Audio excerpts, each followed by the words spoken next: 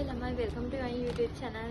ඔන්න ඉතින් අද කාගිරි සෙට් ගිය වෙලාවේ අලුත් රාමෙන් එකක් දැක්කා. එක අල්ලි එකේ ස්පයිසි රාමෙන් එකක්. අපි ඒක try කරලා බලමු.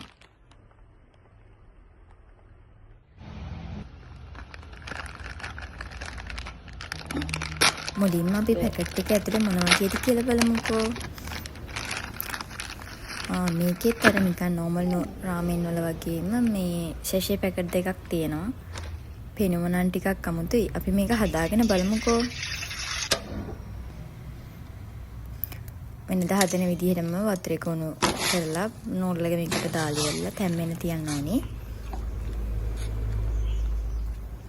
A few moments later.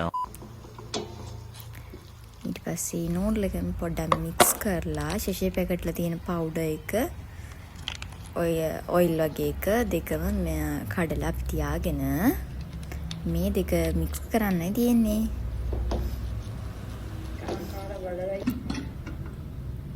එච්චර සැර පාටක් නම් පෙනුමට නෑ හැබැයි අපි බලමු මේක try කරලා. මට මුලින් කියන්න බැරි වුණානේ. මේක රුපියල් 245ක් වගේ තමයි උනේ.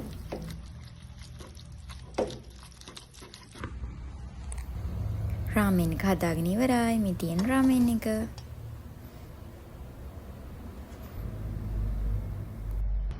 අපි දැන් රාමෙන් එක හදාගත්තා.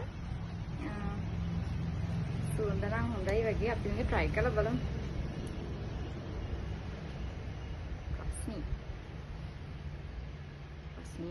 කරකන් හැදිකන් ඉච්චෙනම බය ගන්න වෙන්නේ.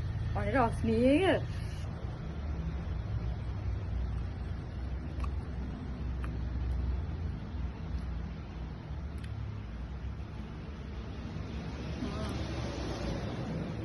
නැගී රහයනවා වැඩි මං හිතන්නේ. මේ නිකන් කුටි වස්කාරක වගේ මම අර රාමෙන් ෆීලින් එකක් නම් එන්නේ නැහැ මේක.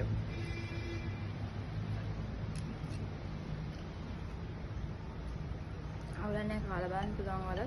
ඔයාලා try කරලා බලන්න.